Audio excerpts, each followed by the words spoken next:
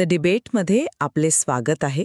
आज आपण गोवा सरकारच्या वीज दर धोरणात जे अलीकडे बदल झाले त्यावर बोलणार आहोत. विशेषतः जी वेळेनुसार दराची योजना आणली गेली टाइम ऑफ डे आणि मग जो काही गोंधळ झाला त्यामुळे ती मागे घ्यावी लागली त्याबद्दल.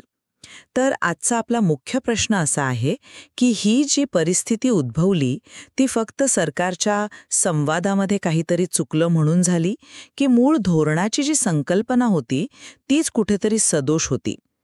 आता बघा, जी माहिती समोर आहे त्यानुसार माझं म्हणणं असं आहे की धोरणाचा हेतू अगदी योग्य होता, पण संवाद मात्र फसला.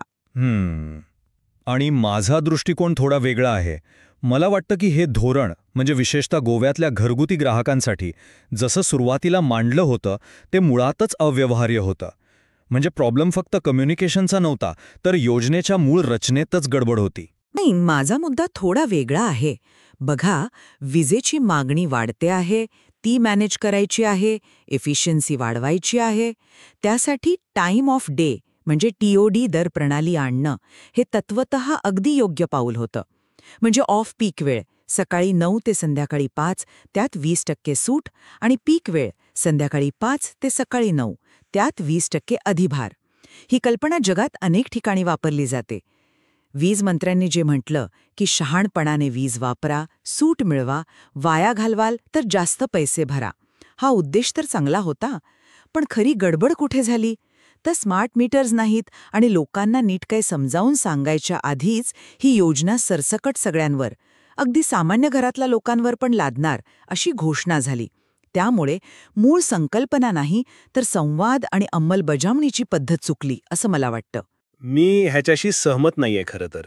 ही योजना तुम्ही बघा, सामान्य कुटुंबांसाठी, त्यांच्यासाठी तर ही सुरुवातीपासूनच अन्यायकारक आणि अव्यवहार्य होती. अहो, लोक संध्याकाळी कामावरून घरी येतात, त्याच वेळीच तर जास्त वीज वापरली जाते. दिवे लागतात, पंखे, टीव्ही. बरोबर. मग त्यांच्यावरच 20% अधिभार लावणं हे म्हणजे त्यांच्या रोजच्या जगण्याकडे पूर्ण दुर्लक्ष करण्यासारखं होतं. लोकांचा जो संताप होता, ज्याला तुम्ही दिवसाढवळ्या लूट वगैरे शब्द ऐकले असतील, तो काही फक्त गैरसमजातून नव्हता. नाही. ती धोरणामुळे जो आर्थिक फटका बसणार होता त्याची खरी भीती होती. आणि सगळ्यात महत्त्वाचं, स्मार्ट मीटरसारखी बेसिक गोष्ट नसताना अशी योजना आणायचा विचार करणं हेच तर दाखवतं की योजनेचा पायाच किती कच्चा होता. सरकारने नंतर काय केलं? घरगुती ग्राहकांना वगळलं आणि सांगितलं की स्मार्ट मीटर आल्यावर बघू. यातूनच सिद्ध होतं नाही की मूळ योजना सदोष होती. पण तुम्ही हे कसं नाकारू शकता की TOD हे मागणी व्यवस्थापनाचं एक प्रूव्हन टेक्निक आहे, जगभरात वापरलं जातं. गोव्यात विजेची मागणी इतकी वाढत असताना अशा उपायांचा विचार करणं आवश्यक नाही का वाटतं तुम्हाला? अहो, टेक्निक प्रूव्हन असेलही, पण ते कुठे आणि कसं लागू करायचं हे पण महत्वाचं आहे ना. पायाभूत सुविधा नाहीत म्हणजे स्मार्ट मीटर नाहीत आणि लोकांच्या वीज वापराच्या नैसर्गिक वेळा आहेत त्या लक्षात न घेता तुम्ही ते सरसकट कसं लागू करू शकता? तेच तर अव्यवहार्य होतं. मग तत्व कितीही चांगलं असलं तरी काय उपयोग? तुम्ही म्हणता संवाद चुकला. समजा संवाद अगदी उत्तम झाला असता तरी मीटरशिवाय हे तुम्ही मोजणार कसे होतात? आणि सामान्य माणूस संध्याकाळचा वीज वापर टाळणार कसा होता सांगा मला. संवादामध्ये अभाव तर नक्कीच होता. 20% दरवाढ होणार अशी सरळसोट चुकीची माहिती पसरली आणि त्यामुळे लोकांमध्ये भीती वाढली, हे मान्य. पण जर सरकारने सुरुवातीलाच नीट सांगितलं असतं की बाबांनो, हे आता फक्त औद्योगिक ग्राहकांसाठी आहे किंवा घरगुती ग्राहकांसाठी स्मार्ट मीटर आल्यावरच लागू होईल, तर कदाचित लोकांची प्रतिक्रिया एवढी टोकाची नसती. मला नाही वाटत की फक्त संवाद नीट असता तर लोकांची मूळ चिंता गेली असती. जरी स्पष्ट केलं असतं तरी भविष्यात कधीतरी घरगुती ग्राहकांवर हा बोजा येणारच होता, ही भीती होतीच. संध्याकाळी जी वीज वापरावीच लागते त्यासाठी जास्त पैसे मोजावे लागतील, ही शक्यताच खरी समस्या होती. तो केवळ गैरसमज नव्हता. त्यामुळे प्रतिक्रिया तीव्रच आली असती असं मला वाटतं. ओके, पण सरकारने नंतर जो बदल केला म्हणजे घरगुती ग्राहकांना वगळलं, स्मार्ट मीटरची अट घातली, हे काय दाखवतं?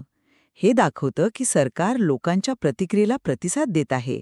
ते मूळ संकल्पना पूर्णपणे टाकून न देता तिला अधिक व्यवहार्य रूप देण्याचा प्रयत्न करत आहेत. म्हणजे भविष्यात जेव्हा योग्य पायाभूत सुविधा येतील तेव्हा याचा विचार नक्कीच होऊ शकतो. याला मी सकारात्मक प्रतिसाद नाही म्हणणार. ही जनमताच्या दाबामुळे घेतलेली अगदी स्पष्ट माघार आहे. यातून हेच सिद्ध होतं की सुरुवातीला जी योजना सर्वांसाठी आणि लगेच लागू करायची घाई केली होती ती विचारपूर्वक केलेली नव्हती. आता जी 400 युनिटच्या वरच्या वापरासाठी 4 ते 6% दरवाढ केली आहे तो एक पूर्णपणे वेगळा विषय आहे. त्याचा मूळ TOD योजनेच्या 20% अधिभाराशी काहीही संबंध नाहीये. तो काही मूळ योजनेचा पर्याय नाहीये बिलकुल. तर आजच्या चर्चेतून दोन मुख्य बाजू स्पष्टपणे समोर आल्या आहेत. एक मत असं आहे की वेळेनुसार दराची संकल्पना चांगली असली तरी संवाद नीट न झाल्यामुळे आणि अंमलबजावणीतल्या त्रुटीमुळे सुरुवातीला गोंधळ झाला. आता विचार न करता ही योजना जशी आणली गेली ती मूळ संकल्पनेतच सदोष होती, अव्यवहार्य होती. सरकारच्या स्पष्टीकरणानुसार आता स्मार्ट मीटर 2025 नंतर टप्प्याटप्प्याने येतील आणि घरगुती ग्राहकांना 2027 पर्यंत तरी TOD लागू होणार नाहीये. तरीही भविष्यात ही योजना नक्की कशी लागू केली जाईल आणि तिचे नेमके परिणाम काय असतील यावर लक्ष ठेवणं आणि विचार करणं गरजेचं आहे. निश्चितच.